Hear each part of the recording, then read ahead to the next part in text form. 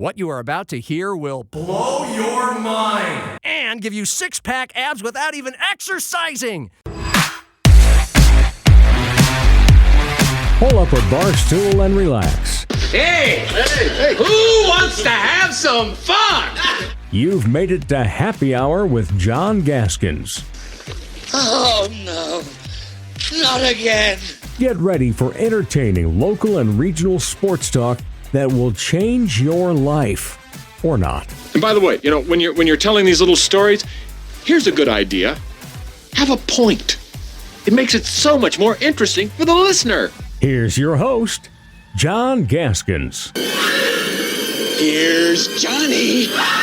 Hello! Ah! I'm back, baby! I'm back!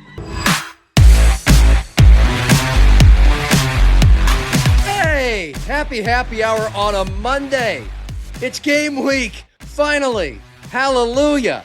I've got a lime hard seltzer from Costco to celebrate. It's delicious, thank you. And the Jacks and the Yotes kick off their season on Saturday. And in a moment, I'll tell you the stat not talked about nearly enough when it comes to South Dakota State's super freak, Chase Mason. He has a lot of wow numbers attached to his name, but I have one stat that may be the most important as the season starts Saturday. Augie and USF start Thursday. Our Sioux Falls metro area high schools on Friday. We'll have on KSFL TV and Midwest Sports Plus the app, the Howard Woodfield doubleheader at 5 on Friday. Zach Borg, who's done a bang-up job in those Camp Confidential prep football previews. You can find it at SiouxFallsLive.com. Zach has the calls of Washington and Rapid City Central, then O'Gorman and Lincoln on Friday. I'll be in Harrisburg Saturday night for the Tiger Bowl on Midwest Sports Plus. Jefferson and Harrisburg, two state title contenders. Second-year Cavs coach Eric Struck will stop by later in this show. An hour north of Harrisburg on Saturday, same kickoff time, 6 o'clock. Dan Jackson's second season begins in Brookings, and we chatted with him for over a half hour today. Lots of up-to-date insight for Jacks fans on the hottest topics. It should be a bloodbath against Stetson. They are 47.5-point favorites against the lowest-rated team in the FCS last year. USD, meanwhile, has a much more challenging game against an 8-5 playoff team, Central Connecticut State, 1 o'clock in the Dome, and new head coach Matt Vitztham joins us tomorrow, and we'll talk plenty of Yotes then. But let's start our first happy hour game week of 2026 by locking in on the absolute number one story, number one player to watch in this state all season long, and it's not even close. It's Chase Mason. Physical specimen. Looks like a Jack superhero. Rocket arm. Runs like a deer. Just a stick of dynamite waiting to explode. We all know that. And this is it. His last chance to not just be the golden boy, but have a golden year. A Walter Payton Award, bringing the FCS National Championship Trophy back to Brookings. That's why he came back and turned down 7-figure legit offers from the Big Ten and the SEC. And he wants to get as high on that NFL draft board as he possibly can. And there is zero reason to believe that he won't dazzle, that the Jacks offense won't be more explosive, that he won't be, at least in the room, at the Walter Payton Award ceremony. And SDSU won't at least be in the semifinals, one win away from Nashville. They're picked preseason number 3. For one, look at him and watch last year's highlights. 2, you want stats? Sure. Perhaps you've memorized them, but in case you haven't. 6'4", 240 pounds, clocked recently at 22 miles an hour. That equates to somewhere around the 4.4 in the 40. With him last year, Jacks, 37 points a game, 8-1. Only loss in the playoffs to Montana, third best team in the country. Without Chase Mason, SDSU averaged fewer than 20 points a game and went 1-4. In 9 games, he threw 15 touchdown passes, ran for 6 TDs, 223 passing yards a game, 9 per attempt. That's 2 yards more than the NFL average. It means he's completing passes downfield at a high level. And he completed 65% of his passes, 1% higher than the NFL average. And he racked those up against not just tomato cans, but Montana State, the defending champ, against New Hampshire in the snow in the playoffs, nearly perfect. Montana, 370-plus yards in the loss. None of those stats to me were nearly as important as the one stat of Chase Mason's that was glaringly low. The number 4. That's how many interceptions he threw. 4 picks in 9 games, 4 picks in 224 attempts, 2 of them against Montana when he had to get risky because they had to keep up. But just take a moment to think about the bigger picture. His first year as a starting college quarterback, his first year starting at quarterback, period, in 6 years, and he threw only 4 interceptions in 9 games. To me, that stat about what Chase Mason didn't do is just as important, if not more, than the bright, shiny stats of what he does do. Matt Zimmer wrote a Chase Mason feature over the weekend at Sioux Falls Live and mentioned that he was good last year, but that his accuracy was not at an NFL level. And that's ultimately what kept previous SDSU quarterbacks like Mark Gronowski and Taryn Christian from getting drafted. Now, keep in mind, Mason completed 65% of his passes, as I said, 1% above the NFL average. But if you watched some games, you saw him at times rocket throws over heads and hands. He has the occasional clunker.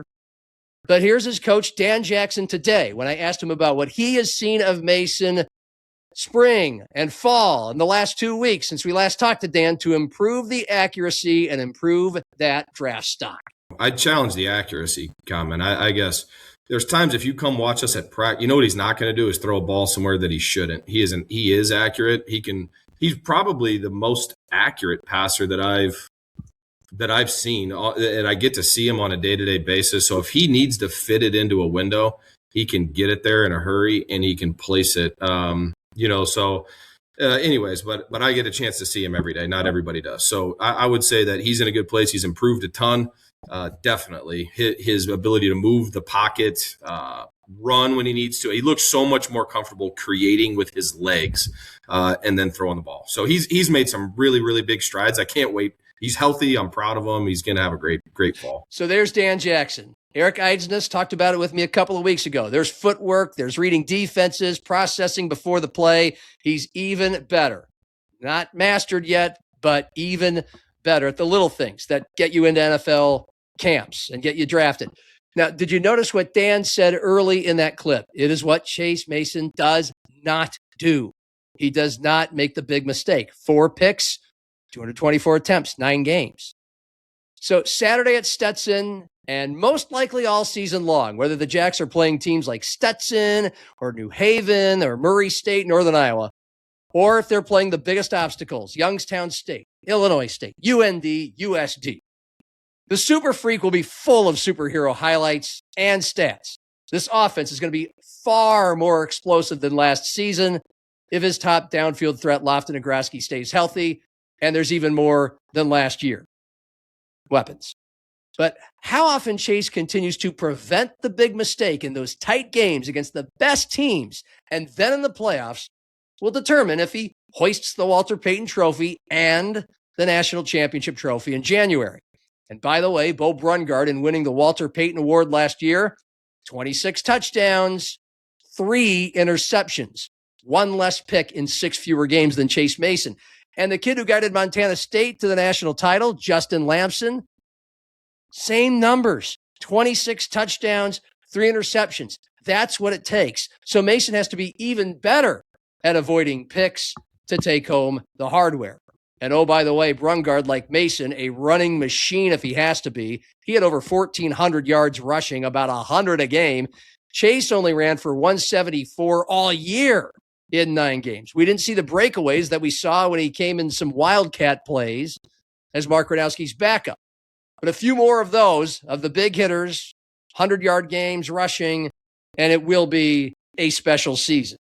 Lamson, by the way, ran for about half of what Brungard ran for, but when in a pickle, he could beat you with his legs as well. We know Chase can do it. His line, his weapons, more and better. Avoid the big mistake. This could be quite a season. It will be quite a season. And now with more, it's Dan Jackson time. It's still happy hour with John Gaskins, so go ahead, have another.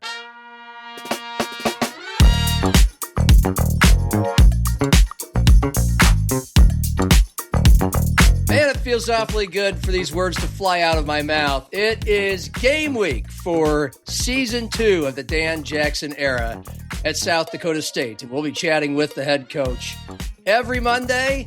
And so with the exception of the bye week in the smack dab middle of the season, from here to forth, we'll be chatting about a game that was played on Saturday. And that is so awesome. So it's good to see Dan in his office on a Monday.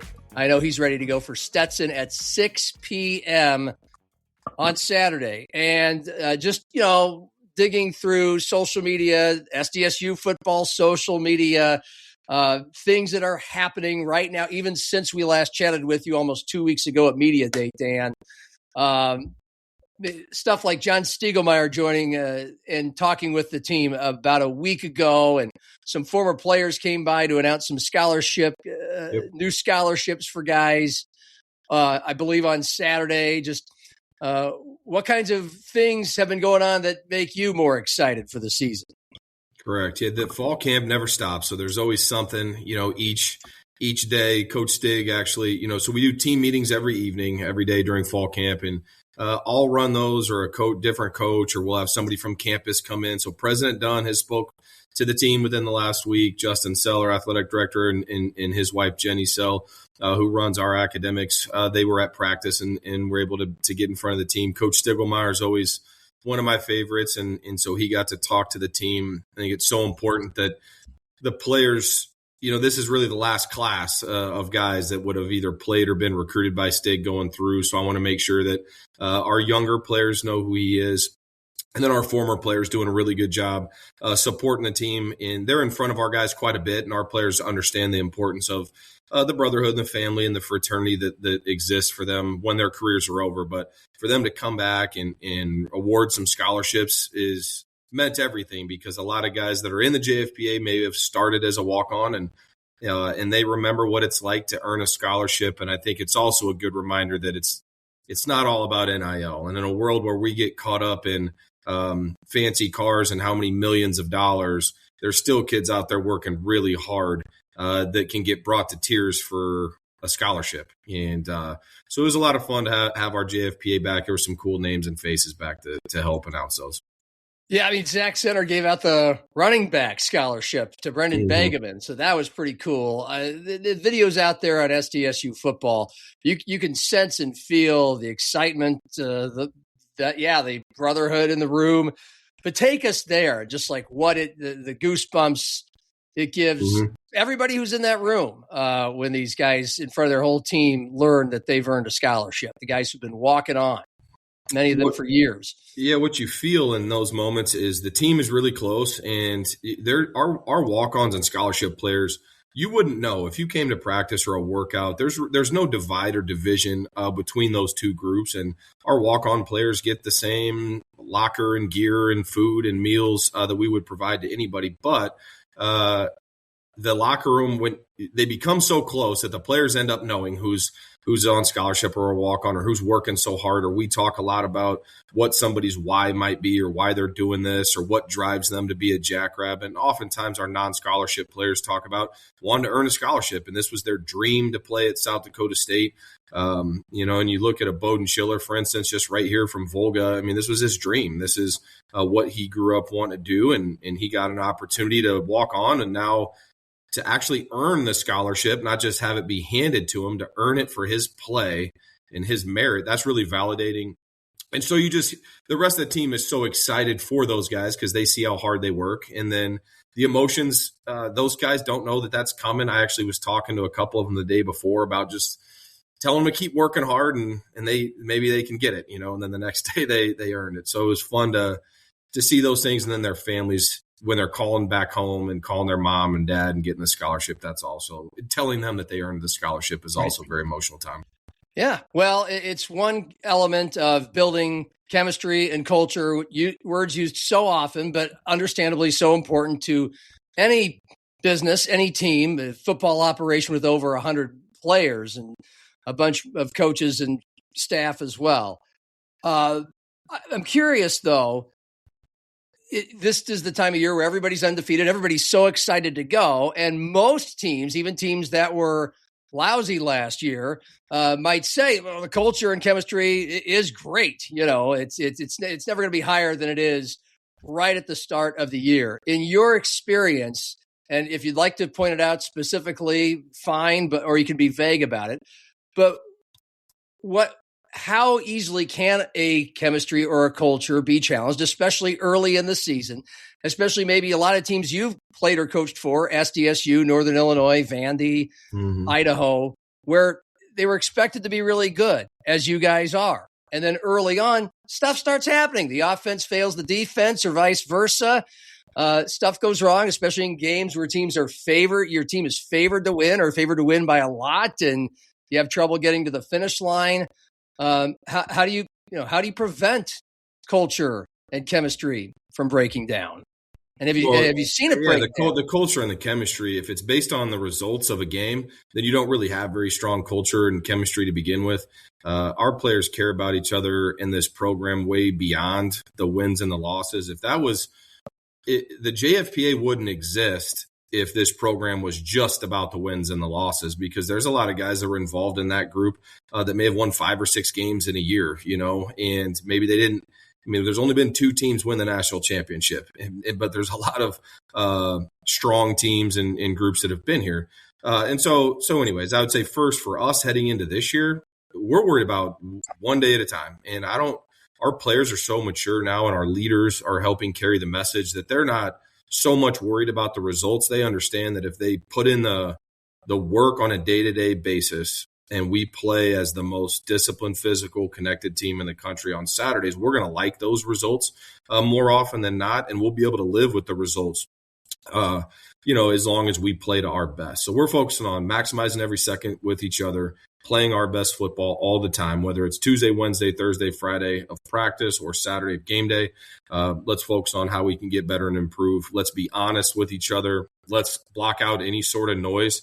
As much as I love you, John, I mean, whatever you and people on Twitter say mean nothing. It absolutely means nothing. Break my heart. Now, yeah, to us. And so I love that so many people are interested, because we're doing something cool, right? We get the chance to play football and at a university with a lot of standards. But for us, we're focused on being our best, blocking out outside noise. There hasn't been a perfect football game played yet. So we're going to try our best to put one together this Saturday, but or this year, but there'll always be something to improve on. And yeah, I think from a culture standpoint, our culture was tested a year ago, and we made it through some challenging times. So I'm not really worried about the culture being tested as much as us just playing our best football. Sure. You mentioned one day at a time, and Stig's big thing is go 1-0 today or this week or whatever. And he was there about a week ago to speak to the team. What was his message this time around to the 2026 Jacks? His message was centered around belief, which is not foreign to our players, because when you work for Coach Stig for as long as I did, and when you then break off to other programs, you learn things from other programs and you grow. But, your foundation of what you learned as a college football coach was Coach Stig. And so I've carried a lot of the same vernacular. Our players, we talk about belief all the time, and it isn't belief needing proof. It's a little bit more of a concept of faith, of believe in one another, believe that you can win every game, believe that everybody's an All-American, believe that you have the best position coach and head coach and strength coach in the country. And so he talked to them about the power of belief and not waiting to believe. And then maybe one of the cooler messages I thought was he asked the team, who was going to be the one that steps up to win the big game this year. And, he gets asked a lot of questions about how we're going to be.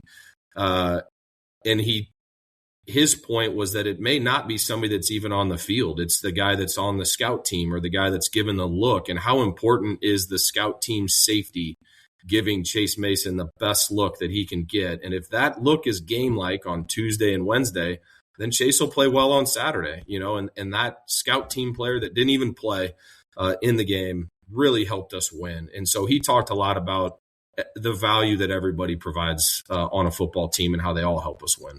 Well, you mentioned Chase. That's the cracked door to question number one of the actual season about him. Of course, Jackrabbits are picked strongly to win the Missouri Valley Football Conference. I know you don't care.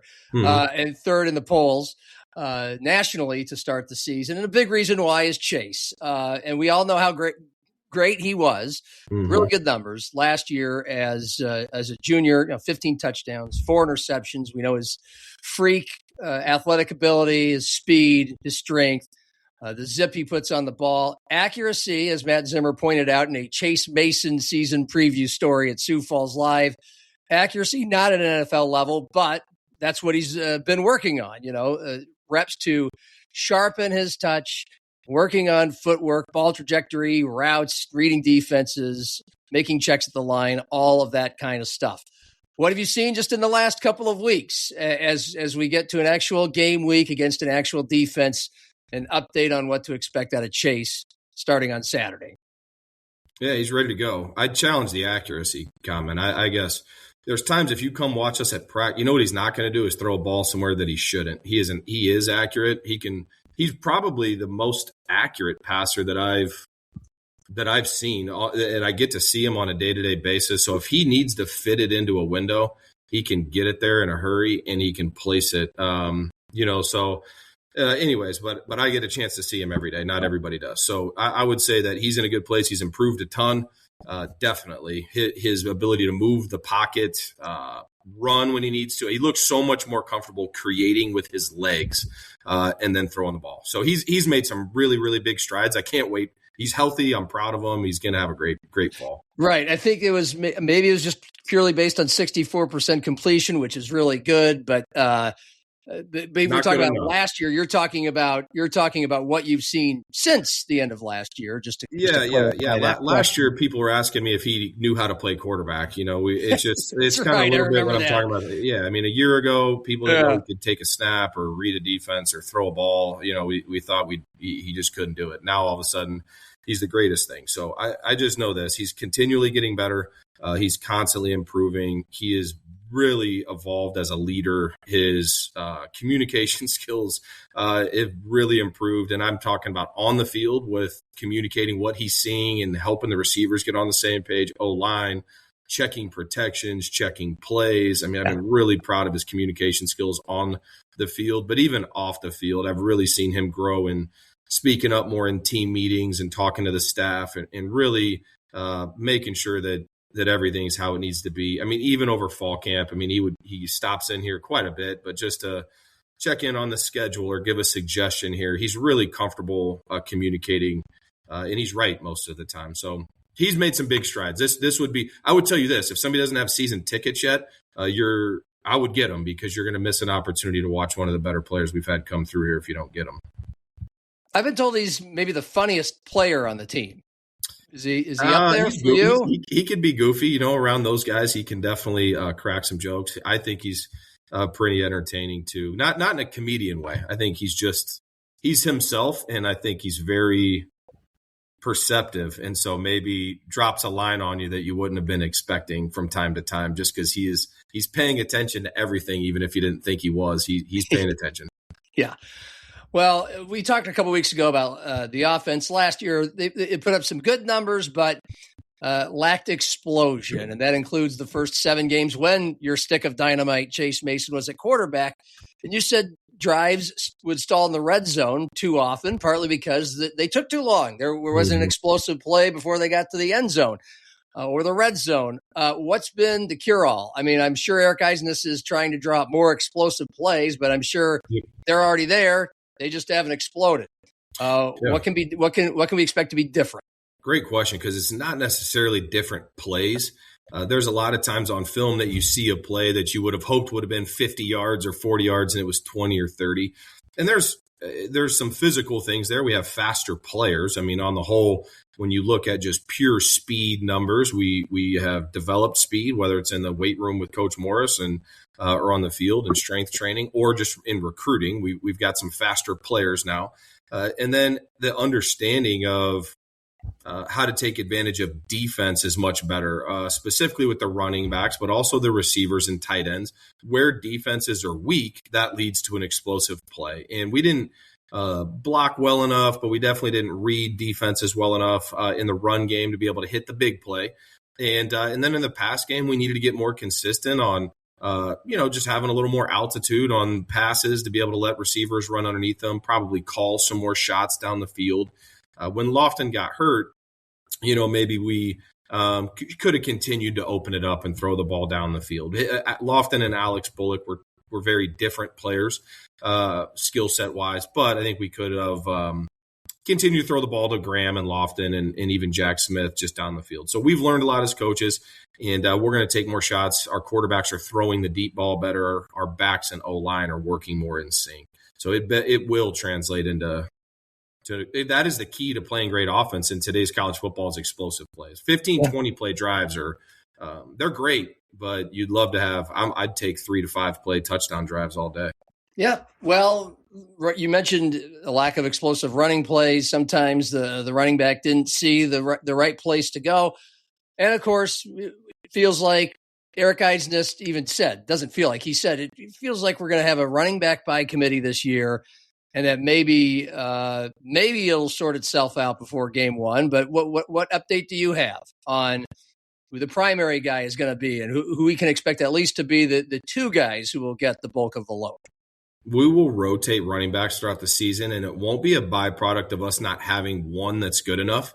It's just going to be because I believe we actually have multiple guys that are worthy of carrying the football in touching the ball. So I think Josiah Johnson is such a big, physical, smart player. He's evolved his game a ton. And you go back and watch towards the end of the season, he was running the ball very well, and he's done nothing but improve. And so he'll get a lot of touches. And Corey Blair Jr. has become much more consistent and built his body to where he can take the physical toll of playing college football. And he's very confident.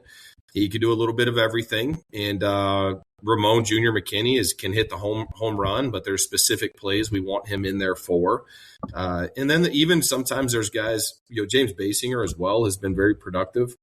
So there's I would tell you that situationally we will play different guys, whether it's pass protection, pass receiving, downhill runs, and they'll all be involved in some of it because we're not going to just have, pure tendency as to who's in that's these plays.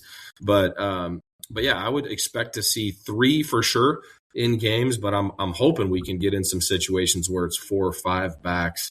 I've been really impressed. The thing I maybe like the most about the backs is there's, Josiah Johnson's a big downhill runner. Well, so's Brendan Begeman. So if you were to lose Josiah, you got Brendan can do the same thing.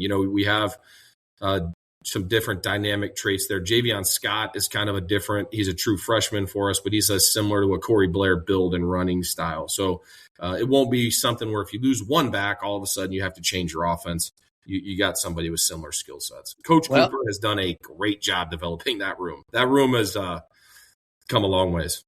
Cool. And of course, same can be said about the quarterback position. You'd hate to see it, but it happened last year if Chase Mason were hurt. It seems like, again, overall, there seems to be more insurance there in the room. But when it comes to QB2, who's going to be the first guy up, Eidsness told us that's probably going to be a game week decision. But again, I'll ask you, what's the latest on Josh Holtz, the transfer from Northern Illinois, and Jack Henry, the man we saw fill in for Chase last year? It'll be a week-to-week decision. I would like to get those guys involved throughout the week of practice to let them continue to compete, and be able to balance reps. Reps are at a premium during a game week. You don't get as many as you do during a fall camp or a spring ball.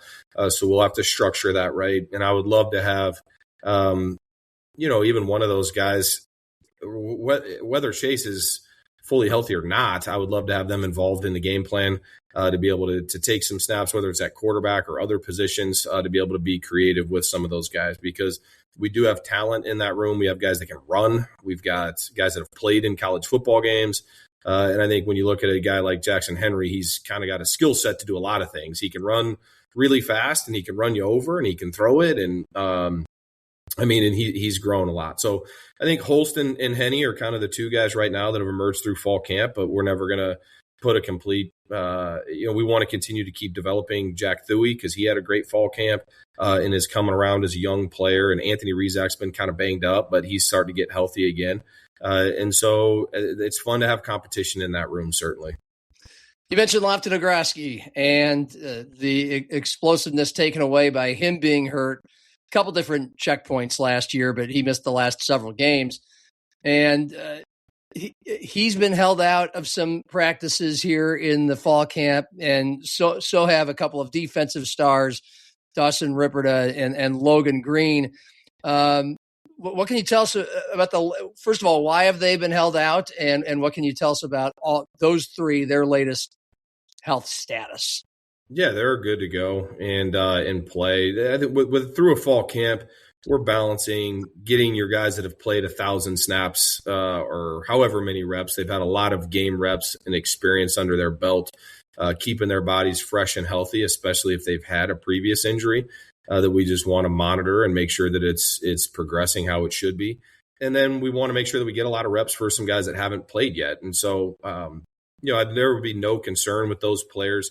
They've just played a lot of football, and we just want to make sure that they're able to start the season fresh and feeling good. So fall camp's a month long. It's a long time. There's days that sometimes they may even be pads, but you may tell a Graham Goring, hey, you're not doing this 7-on-7 period. We're going to let Landon take more of the reps today or whatever. There's constant almost load management like in the NBA, but only we just do it in practice, not games. And so there's the data that we have and the communication that we have as a staff is trying to make sure we enter the season as healthy as we can while making sure they have the reps they need to be successful. So I thought in the defensive line room and the receiver room especially, there's some very good second-year players that needed a lot of reps that haven't played, and I would rather had seen them than Logan Rip or Lofton. Yeah, and then there's another one that was hurt really early last year, Reese Kirshenman. We had a chance to chat with him, the pass rusher from T, at Jackrabbit Media Day, and I mean, he kind of detailed how difficult it was for him, as mentally as it was psychologically, to not be able to be out there because he can really wreak havoc. You mentioned to me it was a little further than that. Like, it was traumatic. Do you mind walking through just like what was traumatic about it for him and what it means to have him back? Injuries affect guys differently, and I do believe that your injured players need you more than your healthy players from a mentoring standpoint and a relationship standpoint. When you have guys missing time, whether it's one practice or a game, so many times we think, and certainly people that aren't involved in the program think, well, he's just out a game, or he's just out 2 games, or he'll be back in 3 games, and it's not that big of a deal. And that's how they're talked about. That's not the case at all. I mean, these kids work extremely hard, and they're here for, yes, to earn a degree, and they love South Dakota State, but their dream is to play football. And the guys that we recruit love football so much, and they're so competitive. If you take one practice from them away, that hurts them. And when they aren't suited up on the sidelines of a game day and they're watching their friends play and their brothers play, or their parents are in the stands and they're not able to see them play, I mean, those things can be very challenging for a young person. Now, in Reese's case, he's just an emotional guy, and that's probably wears that more on his sleeve than most. Some guys hold it in a little bit more, and I was actually thankful that he was open enough to be emotional and be vulnerable with the staff about that. So we spent a lot of time together. Our injured guys, I meet with a lot of our players once a week during the season, but if you're an injured player and you're out for some time, there's a one-on-one time where it's set up to meet with me, and Reese and I thought got really close during that time. So he just loves football. He loves football. It's, it's to be great at something, you almost have to be obsessed with it, and he is. And it was really tough for him because he felt so confident that he was going to have a great year, and for it to be an injury that kept him out so long. Now he's ready to go now. He wasn't really load managed. He had a great fall camp. I don't even ask him about it anymore. If anything, I just have to know where he's at on the field during practice to make sure he stays away from the quarterback, because odds are he's going to win his matchup. Well, him and his former T area high school teammate Chase Van Tol, a couple of wrecking balls, and Brian Bergstrom mentioned just how elite and special they are, and it sticks out just in how quickly and destructively they can make plays. And of course, Chase missed the last several games last year, so they were in the training room together, which Reese said that helped him in his emotions. But obviously, Chase Van Tol is back, and you've mentioned that he's grown up. He's got the same great raw athletic ability, but he has grown up a lot in the last 12 months. What does that mean? Give us some insight. just means he's a competitive, physical. He's what you want in a football player too. He doesn't overthink it. He's going to run and strike and do his thing. He loves the game. It's just easy to see with how he plays and how he practices, how much he loves it. When I say he's grown up a lot, I look at, as a football player, his fundamental technical, his footwork, his pad level, his eyes, his technique on how to get off blocks. He's really detailed up how to tackle and secure tackles. And, it's good to be a missile. It's better to just make sure the guy's on the ground and be a missile. He's just, from a football standpoint, really cleaned up his game. And then I just naturally, as you get older, you just kind of mature and grow up a little bit. And he's became very reliable off the field, somebody that you know what you're getting every day. I do believe that is one of the keys to being a great leader, is to just, everybody knows what they're getting every day with you, and we get his best. And he's a funny guy. He's got some great personality as well. So he's a blast. And the camp that he had, I just can't wait for to see him hit somebody else other than our guys and get out there and compete. He's somebody that's worth the price of admission.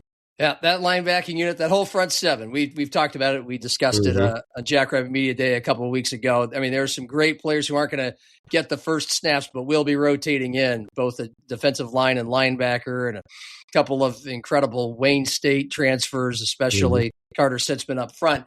But I want to we'll turn the page to the game and the opponent itself on Saturday. And Stetson was 3-9 last year, lowest rated team in the FCS out of 130 plus the Massey rankings.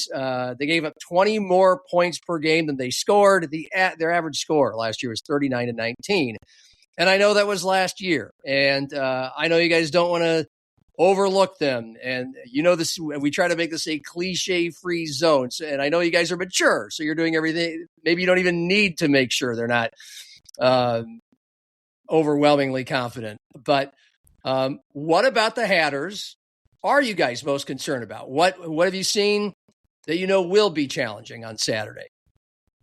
We're concerned mostly, we're concerned about us. I know that if we play great, it doesn't matter if we're playing Stetson or Montana State. We're going to feel good about outcomes as long as we play to our best. So that would be the first, just principle that way. I would also say this team is primed to make a big jump themselves. Their head coach is early on in his career, and sometimes those, early in your career, you're building a roster. And I don't know, I'm not going to pretend to understand exactly what he was going through in his first year and getting that going. But, certainly I'm sure his staff's going to be on the same page and be a little bit cleaner. So will we.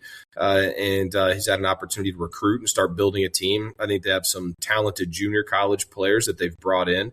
They have a very good defensive end that's actually a former FBS player that went junior college that can get after the quarterback and pass rush. They returned 2 players that have played a lot at quarterback. So when you're returning some experience at that position, it can definitely lead to a faster start than programs where they're breaking in a new guy. So I think offensively, the 2 quarterbacks will go through them, and we need to be ready for both of them. I actually bet they probably play 2 different quarterbacks and styles of offenses during the game.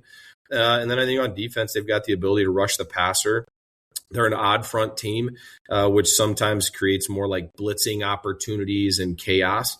Would be maybe more of their MO than playing good sound-based defense, like 4-down defense. So, I think that those are the things schematically and a few of the players to look for. But we need to play our best. We just need to, every single week. I really don't care who we're playing. We need to have an unbelievable game plan that we are all confident in, and we need to go execute it as coaches and players. We need to call great games, manage the game appropriately, put our players in position to have success, and they will make plays when we do that. So I just can't wait to get out here. It's gonna be sold out. I feel like we've been waiting a long time for a game. Well, we're in the same boat together, and then you got to wait all day for it. 6 p.m. and that's going to be your first few games, and that's great. We love night games. They're cool, and the weather's cooler. That's partly why you do it.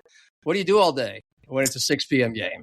I would do anything to play a bunch. I would love some 11 a.m. kicks, John. There's nothing better than an 11 a.m. kick, and you go out there and play great. It's 2:30, and you got your day in front of you. But no, we actually this fall camp did a few days where we started our practice at 6 in the evening, just for the players and coaches to get used to waiting around all day for practice. We all would love to get practice knocked out in the morning and then watch the film. But we practice for this.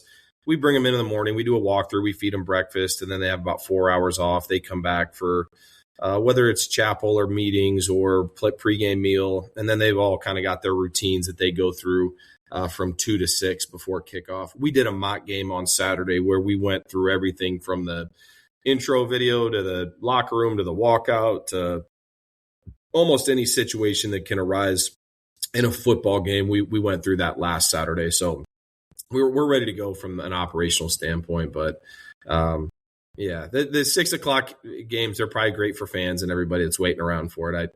I wouldn't mind some earlier kicks at some point. I was going to leave it at that and wrap it up, but since you mentioned you had sounds like a scrimmage, or if that's what you want to call it, who really stuck out, or what stuck out? So that was more, the interesting thing about that. So we call it a mock game, which isn't necessarily so much for the evaluation and scrimmage. It is, John, it's literally, hey guys, this is how we come out of the tunnel. This is where we stretch. This is where you do, because on game day, it's much different. Hey guys, we only have half the field. So here's where your drills are. And then we go through the mechanics of, okay, it's a kickoff and it's a touchback and the offense comes out. And then I would script, it's almost a rehearsal. I would say, okay, on the third play, the offense is going to score a touchdown. Okay. Then we're going to go for 2 to work that. I mean, we work things that can and will go wrong. Like, hey, we only have 10 players on the field. What are we going to do?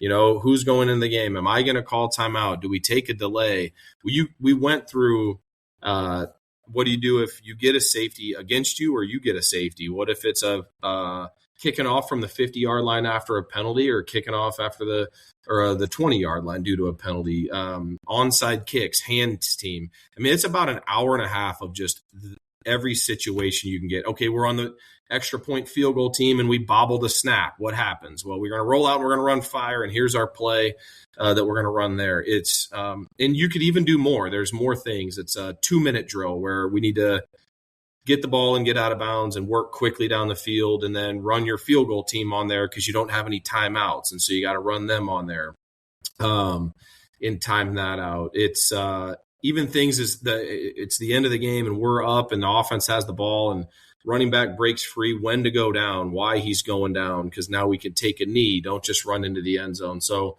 smart teams win, and oftentimes situational football is what I mean when I say that.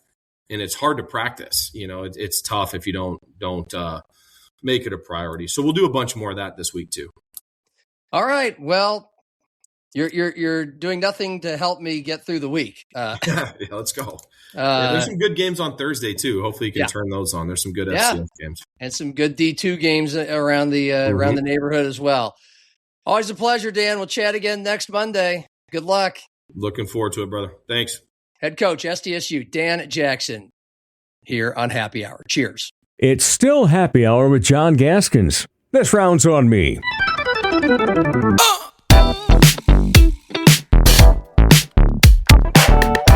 Yeah, super cool that all of the colleges in Southeast South Dakota are starting either Saturday or Thursday. In between those 2 days, we've got a lot of Friday night football, and we've got a high school game on Saturday. So I will be at Jefferson versus Harrisburg in Harrisburg for the Tiger Bowl.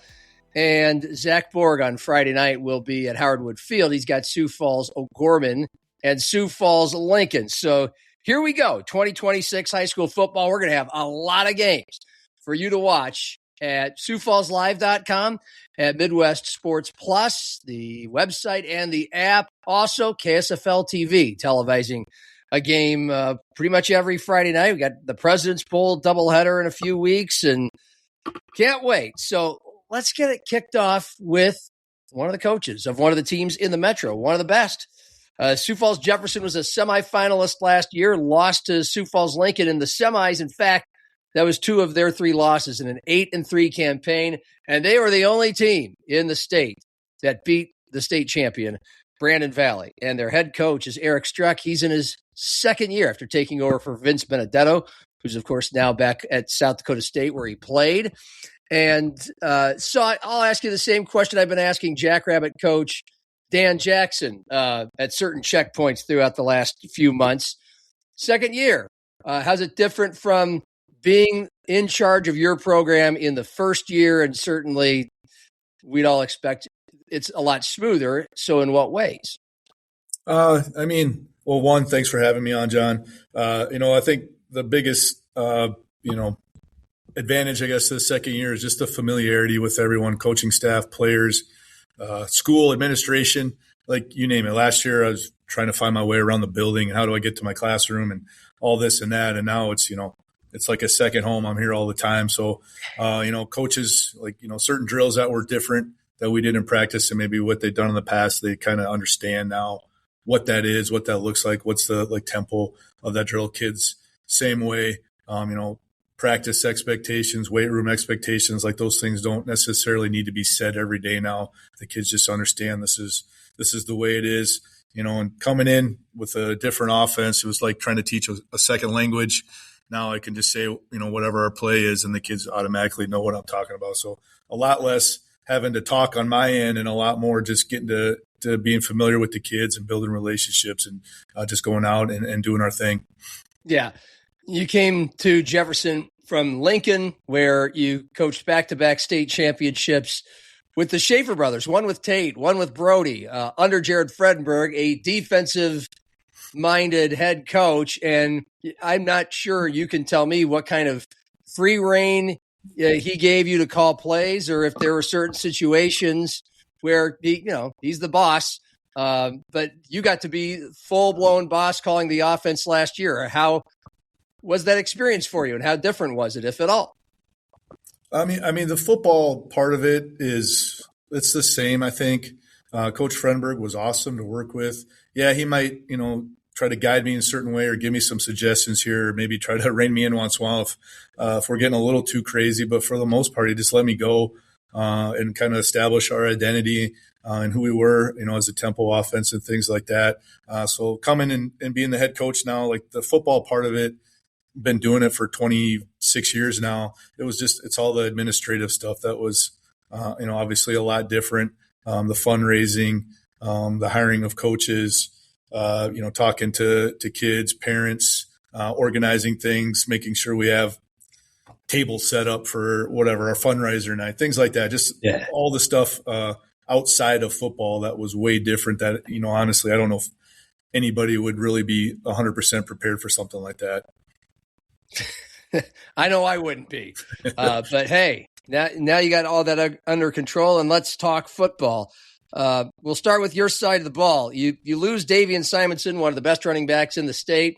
It's a young high school. There were only 5 previous seasons, but he was the all-time career yards terror upper, and now he's at USF, just an absolute dynamo.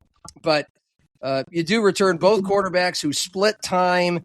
And as you mentioned, you like to run a tempo offense. And Jace Unzen, explosive wide receiver, track star.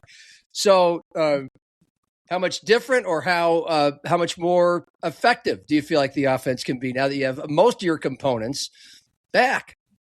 I think, number one, just starting with the experience at quarterback, both Kaysen and Boston last year were young. Kaysen was a junior, Boston was a sophomore. And then you had on top of that, they have to learn essentially their second offense during their high school career, and not really having a ton of time to learn all that, to where we've had, 2 full off seasons, essentially 2 full summers, an entire season of that. So their familiarity, their how comfortable they are with everything. It's evident just watching in practice how much quicker the ball gets out, how much more comfortable they are in the pocket, how much better they are, like as far as footwork and things go. And then on top of that, we've got guys that we can get the ball to that could do special things.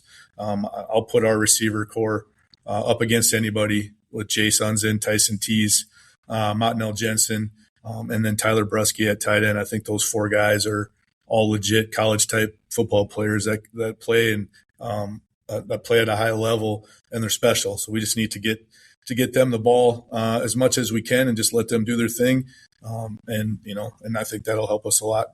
Sure. The new part of this is Devonte Wilson. He's a transfer from Lincoln, and he put up some great numbers. I mean, he would average 8 or 9 yards a carry.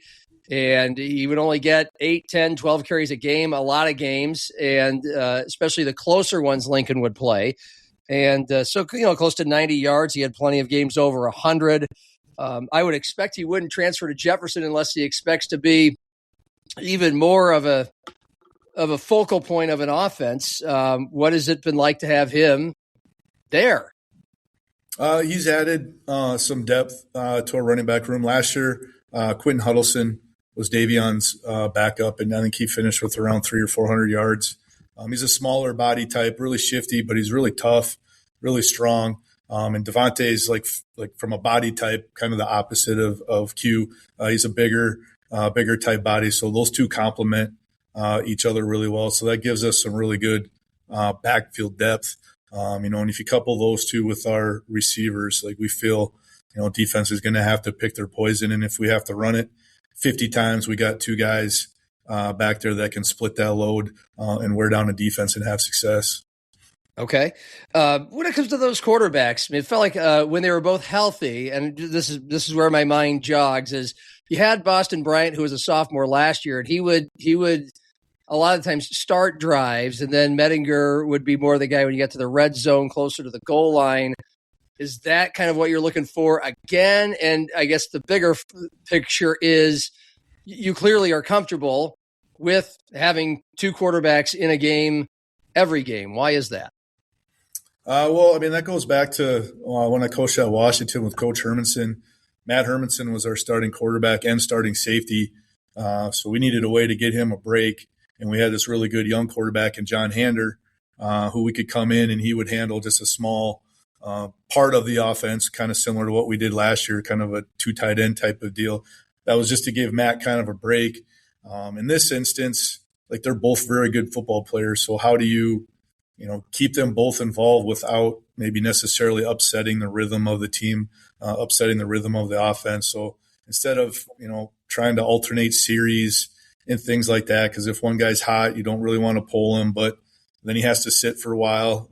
Can we just do it this way, where one guy kind of has the main piece of the offense and the other guy has kind of the supplemental part of it? Still has to know everything, but doesn't maybe have to worry about quite as much on a game-to-game basis. So we're going to continue that. We're just going to essentially flip it, I suppose. Like Kaysen has had a really good he finished really strong last year, and then he's had a tremendous offseason. So he's going to kind of take over the main piece, and then Boston will be that other guy. Boston's a big, strong dude. He's 200 pounds. He's one of the strongest kids on the football team. So that adds kind of an element to that two tight end heavy type of personnel package where maybe he can run it a little bit, but we still have some really good weapons on the outside that the other team has to worry about.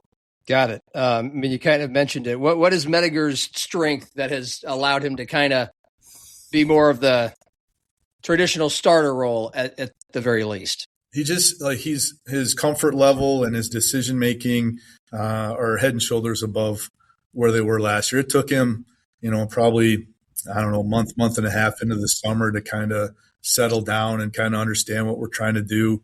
And he's really just picked up where he left off last season. He was 20 of 22 in the playoff game against Washington. He was on fire. He had a pretty good game against Lincoln. His decision making has been really, really good, really consistent. He's made some difficult reads. Our defense is a tough one. They're all over the place, flying around, and he has a good handle on being able to see rotations and disguises and all that kind of stuff. Not that Boston struggles with that. It's just Kaysen's probably just made a few more plays here and there that have separated him. Gotcha.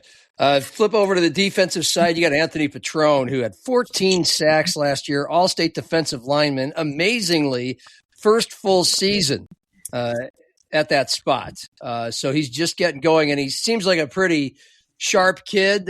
He was part of the Camp Confidential preview that Brian Mueller put together for Midwest Sports Plus, and for SiouxFallsLive.com, where people can find that. Your defensive coordinator is still Ed Whiting, right? Correct. This is a man who was working under Kim Nelson at Roosevelt, went over to Jefferson when the school changed, and both originally, and then again when Vince Benedetto left. In both cases, he applied for the head coaching job. He didn't get it. He stays with you. And I'm curious now, after 1 year with him, how you guys work together, and if he's going to do anything differently than be the biggest blitzing coach out there is. Well, one, like having previous relationship with Ed, having coached against him for a long time. We have kids similar ages, going through the junior football, softball circuit, all that kind of stuff. So that was a pretty easy, pretty smooth transition. On top of the fact that he's just a really good human being. I mean, obviously disappointed, and who wouldn't be, but he jumped right in and did everything he could to make me feel comfortable and get me up to speed. And, it's obviously a great resource for me and someone I can lean on all the time. You have the defense, you do it, run it. And I think our philosophies mesh really well. He wants to constantly attack and cause chaos for the opposing offense. And on our side of the ball, we kind of try to do the same thing for the defense. So I think those two philosophies that we have, they mesh really well, and it's been a really good relationship. As far as new stuff, you'll have to come to the game or watch the game here on Midwest Sports to see maybe, but I can't give away the secrets. But some things are going to stay tried and true. We're going to try to cause chaos, and we're going to attack. We feel really good about the 11 guys we have starting on defense as far as their athleticism and strength and things like that. I've never seen an Ed Whiting game where they're not constantly putting pressure on the quarterback. And with Harrisburg, they have a couple of possibilities that they, as far as I can tell from our Camp Confidential piece on them, they haven't decided. And they also kind of have a two-headed monster at running back. They've got an offensive line and a defensive line that's experienced. That could be gold early in a high school football season. When we're talking specifically about not quite knowing who's going to be their quarterback, who's going to be their running back, how does that affect a game plan, both for the defense under Ed, but also for the way you're going to call offense on Saturday? Sure. I think everybody's got questions that going into that first game. You don't want to try to overthink it and overanalyze, who do they have? What are they going to do? It's more about making sure, from our perspective, we can get lined up right. We could communicate. We minimize pre-snap penalties, turnovers on off, those kind of things. You're more worried about making sure you can play your best game. We know it's going to be sloppy. That's what happens. That first game. We went back and watched last year's first game, and it was pretty ugly, and that's with 5 seniors on the O-line and things like that. But you got to get the one out of the way so you can kind of see what you have. So it's more about us. You're playing Harrisburg, that they're going to have talented players. They're going to be well coached. They're going to be prepared. So you got to get in the mix. That first couple of series, that first quarter, see kind of maybe what their philosophy is for their team this year, and then you're just going to have to make those adjustments from there. All right, and then the field. Look, Brandon Valley and Lincoln have played for each of the last 2 state titles, and Lincoln's played in 3 finals in a row. O'Gorman is always kind of in there. You and Harrisburg are always knocking on the door. How do you see the 11 AAA race this year?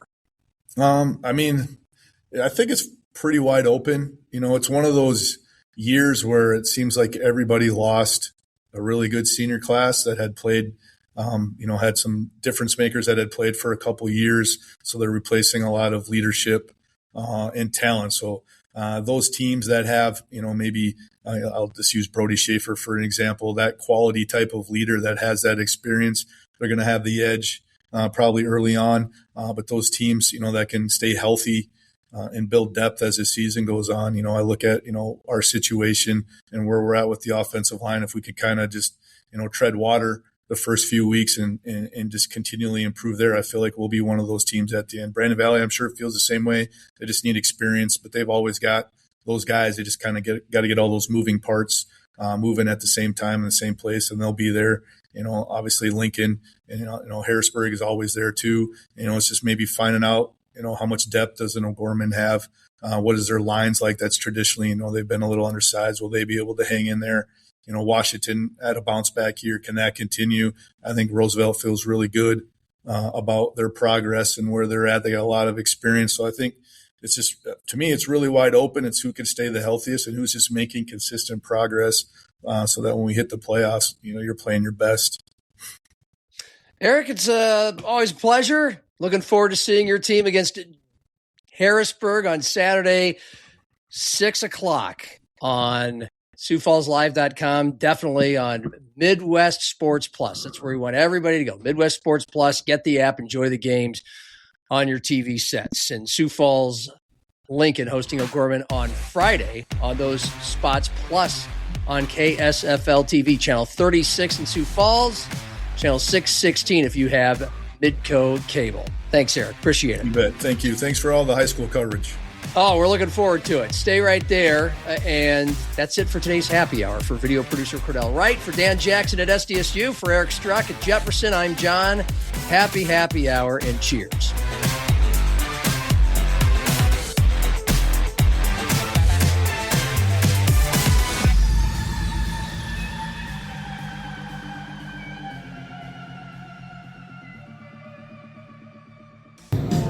You need anything else, John? No, I think I'm good, Greg. I think I'm going to tap out. All right. Have a good night.